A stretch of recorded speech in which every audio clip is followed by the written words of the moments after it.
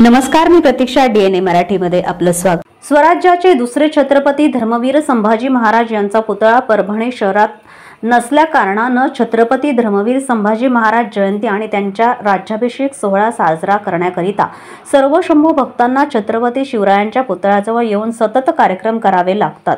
छत्रपती संभाजी महाराजांच्या हिंदवी स्वराज्याच्या रक्षणाकरिता योगदान पाहताना भूतो न भविष्य असं वीरयोद्धा होणे नाही, म्हणून ज्यांच्यामुळे या जगाला प्रेरणा मिळाली असे महान छत्रपती संभाजी महाराज यांचा पूर्णाकृती पुतळा कुठल्याही परिस्थितीत झालाच पाहिजे, जेणेकरून परभणी जिल्ह्यातील युवा, प्रौढ, महिला आणि बालक या सर्वांना छत्रपती संभाजी महाराज यांच्या पुतळ्याकडे पाहून एक प्रेरणा आणि एक नवी उमेद मिळेल. अशा वीरयोद्धाची मूर्ती किंवा पूर्णाकृती पुतळा परभणी शहरामध्ये स्थापन करावा, यासाठी शिवसेना शिंदे गटाच्या वतीनं पालकमंत्री मेघना बोर्डीकर यांना निवेदन देऊन मागणी केली आहे.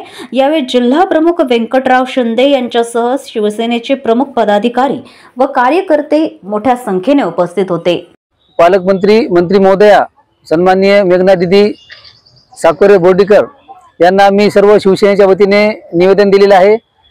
या जगामध्ये ज्यांनी एक आदर्श निर्माण केला असे स्वराज्याचे दुसरे छत्रपती धर्मवीर संभाजीराजे यांचा त्याग जर पाहिला आपण तर खरंच त्यांच्याकडून शिकण्यासारखं आहे.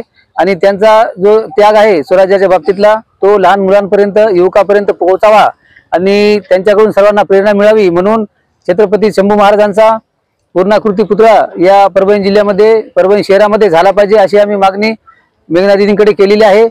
आणि खरंच आता काही दिवसापूर्वी छत्रपती संभाजी महाराजांचा स्वराज्य अभिषेक सोहळा आम्ही साजरा केला. त्या ठिकाणी पुतळा नसल्यामुळे आम्हाला छत्रपती शिवाजी महाराजांच्या पुतळ्यापाशी तो सोहळा घ्यावा लागला.